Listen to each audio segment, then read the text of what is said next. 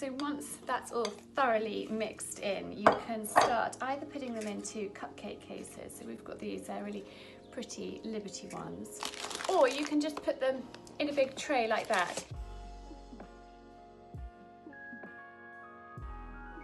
Wishing you a very, very happy Easter and welcome back to my YouTube channel. Please remember to hit the subscribe button if you haven't done already and to ring the bell to be notified of my weekly videos. I've put together this week's blog post because it's going to be a very different Easter for many of us. We may be self-isolating alone, we may be with some of our loved ones but not with others, we may have been really ill, we may know people that are really ill, and so it's going to be an interesting time. But there is lots of exciting things going on that I want to share with you. So first of all, YouTube. I'm a massive YouTube fan, and YouTube, The Show Must Go On, which is Andrew Lloyd Webber. I'm an 80s baby, so grew up with Andrew Lloyd Webber's musicals. And this week, well, the premiere is Friday evening, 7 p.m. of Jesus Christ Superstar. So that is really, really exciting. Last week was Joseph's Technicoloured Dreamcoat, which was utterly fabulous and brought back very happy memories. So that's something to look forward to. YouTube, 7 p.m. Friday evening is the premiere, and it will be on for a little while for you to watch and enjoy. Something for the family. Also on YouTube is the National Theatre, which is really exciting that the National Theatre is showcasing some of their wonderful productions. So One Man, Two Governors with James Corden is still on, and I can highly, highly recommend watching that.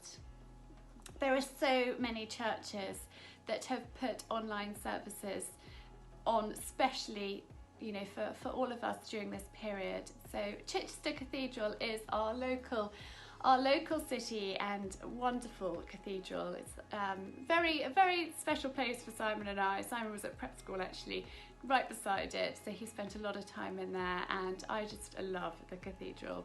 So they have got their services online. I know that York Minster have. I know that so many people have got online services, and I'm going to put all of the links to these with the blog post, so you can get them and head to them direct. There's also so many museums that are offering virtual tours, so I'm going to put a list of some of those as well, and zoos as well for the children, not just for the children. I love a zoo tour, and so there's lots of exciting things. It's going to be a bit different, but that's fine. We need to embrace a bit of change and difference, and so we could enjoy watching these things. Gus has sweetly created this, so I'm going to give you a blank template that either you print off and your children can colour in.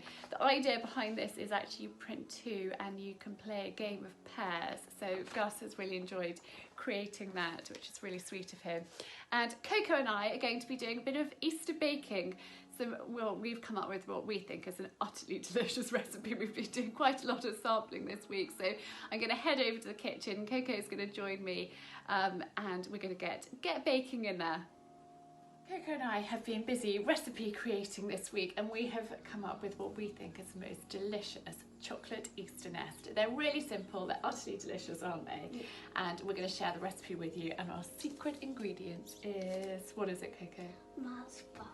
Mars bar. So let's show you.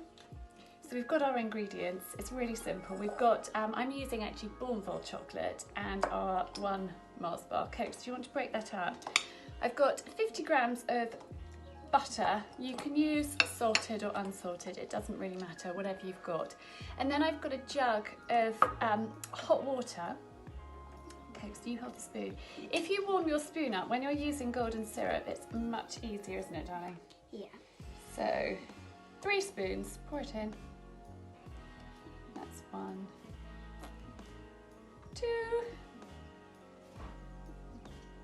and the third one. And then we've got a saucepan of water here, and we're going to pop the bowl on top. So this is called a bain-marie.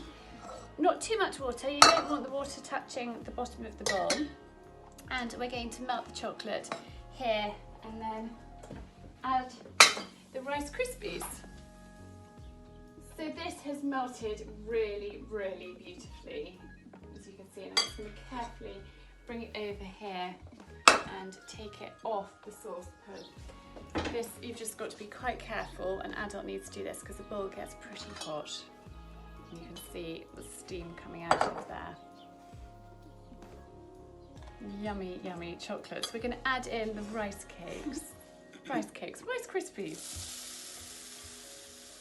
And stir them all in. So once that's all thoroughly mixed in, you can start either putting them into cupcake cases. So we've got these really pretty Liberty ones, or you can just put them in a big tray like that. And if you're using baking paper, which I suggest you do, scrunch it up into a ball, and then it fits into the tray, and then you can lift it up, just pull the paper off and easily slice it into chunks like that. We are going to spoon these, tractor going past, spoon these into the cupcake cases, and then Coco, show them these pretty decorations. So we've got these that we can poke in the top, and we've got some little mini eggs as well.